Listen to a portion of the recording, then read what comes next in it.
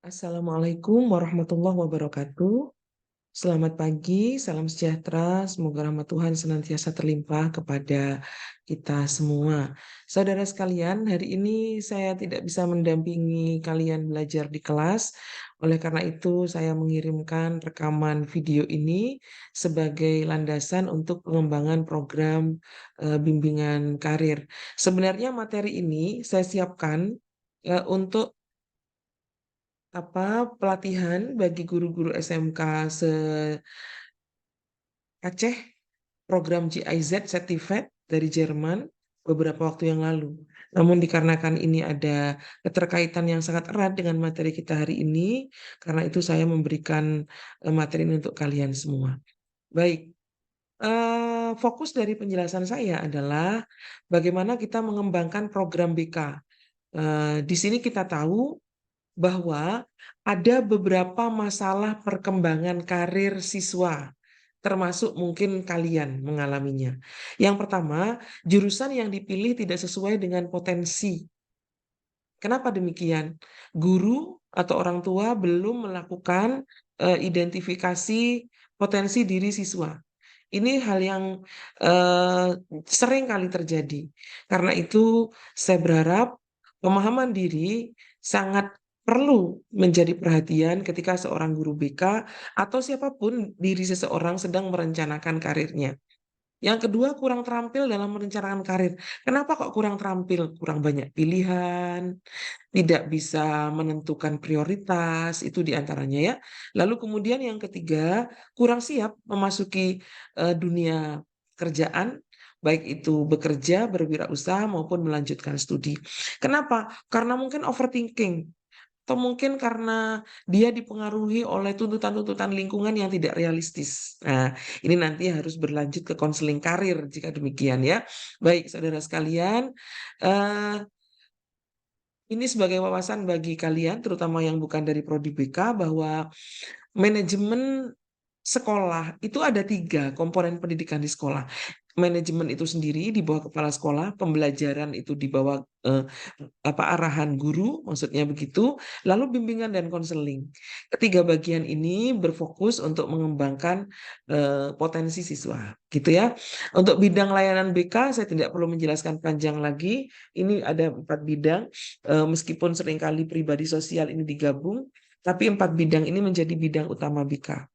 Nah, apa hakikat layanan bimbingan dan konseling? Tentu kalian sudah sering mendengarkan penjelasan ini bagi yang dari Prodi BK. Hakikat layanan BK adalah upaya yang sistematis. Jadi ada bersistem ya, bersistem dan terencana. Objektif logis berkelanjutan dan terprogram yang dilakukan guru BK atau konselor untuk memfasilitasi perkembangan peserta didik agar mencapai kemandirian dalam kehidupannya. Untuk bisa mencapai kemandirian, kemaslahatan itu diperlukan paling tidak 3 hal. Memahami karakteristik diri, memahami karakteristik lingkungan, lalu kemudian belajar untuk mengambil keputusan secara tepat, proporsional, tahu kemudian dampak dan pertimbangan resikonya untuk mewujudkan kehidupan yang produktif dan sejahtera. Nah, apa hakikat bimbingan karir? Ini mohon maaf kalau masih saya menggunakan kata SMK. Upaya yang sistematis dan berkelanjutan untuk membantu pengembangan eh, karir peserta didik untuk memfasilitasi bagaimana siswa itu memahami dirinya, merencanakan studi lanjutnya, merencanakan karirnya berbasis informasi-informasi yang sesuai, yang proporsional. Dan tentu itu nanti untuk dijadikan sebagai dasar melakukan pengambilan keputusan. Diperlukan upaya untuk pemahaman potensi diri, pemahaman karakteristik lingkungan, pemahaman studi lanjut dunia kerja dan dunia usaha.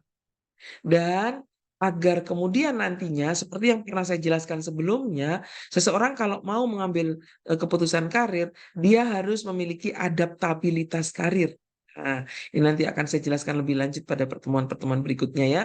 Nah, selanjutnya dengan berbekal itu diharapkan nanti seseorang bisa mencapai kemandirian karir, kemandirian ekonomi terutama, dan kemaslahatan hidup. Nah, fungsi BK kalian sudah juga paham, preventif pengembangan, preventif development, dan kuratif. Ya, pencegahan, pengembangan, perbaikan. Nah ini, oke, baik. Sebagaimana teori super, karir itu bertahap, mulai dari masa bayi, kanak-kanak, remaja, dewasa, dewasa madya, masa tua, begitu. Nah, bukan berarti kanak-kanak itu tidak ngerti apa-apa, terus tidak penyiapan, enggak. Dia menyerap informasi, menimbulkan kesan dalam ingatannya, sehingga itu akan menumbuhkan minat, begitu ya. Mungkin yang mulai dilakukan proses-proses pendampingan secara sistematis di masa remaja, terutama di awal SMP ya. Padahal sebenarnya di SD juga sudah mulai perlu dikenalkan. Nah, urgensi bimbingan karir tidak hanya di SMK tentunya ya, untuk adaptasi masuk ke studi lanjut, untuk perencanaan karirnya, termasuk perencanaan apakah dia akan lanjut ke studi ataukah dia akan masuk ke dunia kerja. Nah, terus masuk di sini menyiapkan memasuki dunia kerja. Nah, kita tahu bahwa tahapan karir itu bertahap. Proses karir itu bertahap. Nah, disinilah tahapan tahapan itu penting untuk membantu proses transisi, mengambil keputusan, beradaptasi. Di situlah bimbingan karir berperan, ya. Nah, ini kalian perlu mempelajari bagaimana apa pentingnya membantu siswa mensinkronkan antara pemahaman potensi dirinya dengan peluang-peluang karir yang ada di luar, gitu ya.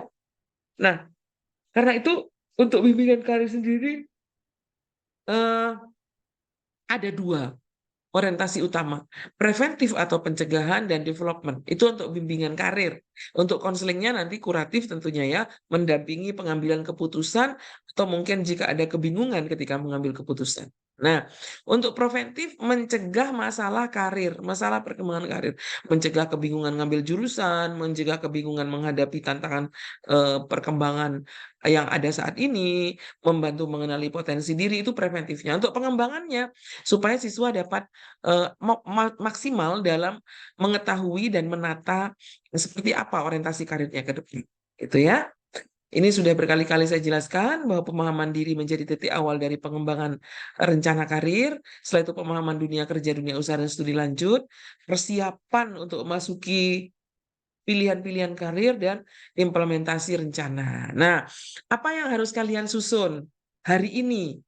Di samping tadi sudah ada yang presentasi tentunya ya. Kalian setiap kelompok sesuai dengan yang sudah saya bagikan, ada kelompok ada kelompok SMP, ada kelompok MTS, ada kelompok MA, ada kelompok SMK, ada kelompok SMA. Silakan kalian berbagi seperti itu. Lalu kemudian kalian melakukan analisis kebutuhan.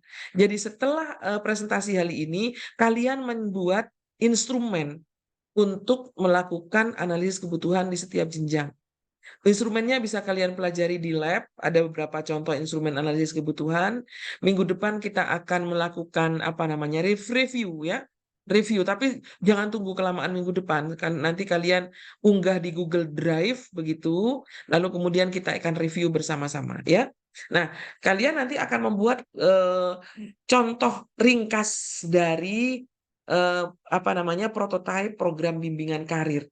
Jadi bikin program BK tapi khusus untuk bidang karir, begitu sederhananya. Ya lengkap mulai dari layanan dasar, responsif, perencanaan individual dan dukungan sistem.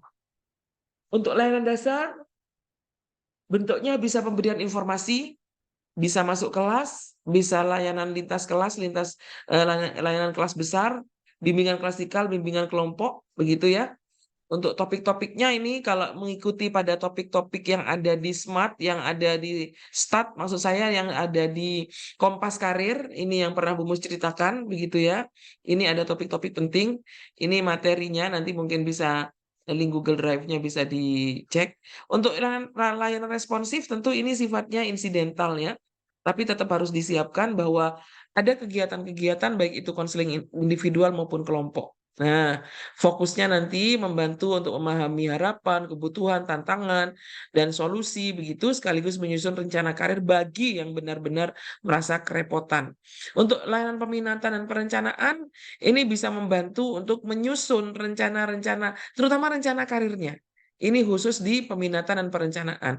Untuk penentuan studi lanjut, penentuan analisis kerja, dan seterusnya itu di peminatan perencanaan individual. Nah, kalau dukungan sistem nanti bisa digunakan dalam bentuk atau dirancang dalam bentuk kolaborasi guru dengan orang tua, dengan ahli lain begitu, mungkin dirancang, guru mengikuti pelatihan, atau guru berkolaborasi dengan, profesional-profesional di luar mengadakan karir day misalnya. Jadi dukungan sistem sekaligus, di satu sisi dukungan sistem, di sisi lain menjadi bagian dari layanan dasar. Untuk tahapannya, insya Allah kalian juga sudah memahami, kita memulai dari analisis kebutuhan. Jadi seperti yang saya katakan, kalian menyusun sebuah instrumen, bisa bukan mengcopy paste ya, ATM, melakukan modifikasi dari instrumen yang sudah ada. Silakan ke laboratorium, ke perpustakaan lab, ke Ibu Arlia untuk melihat contoh-contoh pertanyaan analisis kebutuhan. Silakan disusun dalam sepekan ini, minggu depan langsung bisa kita analisis. Setelah itu kalian ke sekolah masing-masing, bebas sekolahnya mau di Malang, mau di mana, sebaiknya di Malang aja supaya mudah. Lalu kemudian dari situ kita mencoba untuk menemukan topik-topiknya ya yang pas ya. Kalau contoh topik yang tadi untuk SMK, kalau misalnya untuk SMP, untuk SMA itu tentu ada sedikit berbeda, begitu ya. Nah, sehingga nanti hasilnya kalian membuat sebuah struktur program BK. Begitu nanti, termasuk action plan. Bentuknya seperti apa? Nah, ini contoh kegiatan program semester. Nah, di sini nanti kalian juga saya minta menyusun sebuah RPL. Nah, bagi yang bukan dari Prodi BK, nanti membuat rencana, membuat apa namanya ya, semacam eh, skenario, begitu ya, skenario. Nah, untuk diri kalian sendiri nanti juga akan Bu Mus minta untuk membuat roadmap karir kalian sendiri. Roadmap karir individual. Itu akan jadi tugas individual ya. Baik, inilah gambarannya untuk RPLBK-nya ini sekarang ada sedikit perubahan. Nanti akan saya jelaskan lebih lanjut jika kita sudah bertemu secara offline. Terima kasih. Assalamualaikum warahmatullahi wabarakatuh.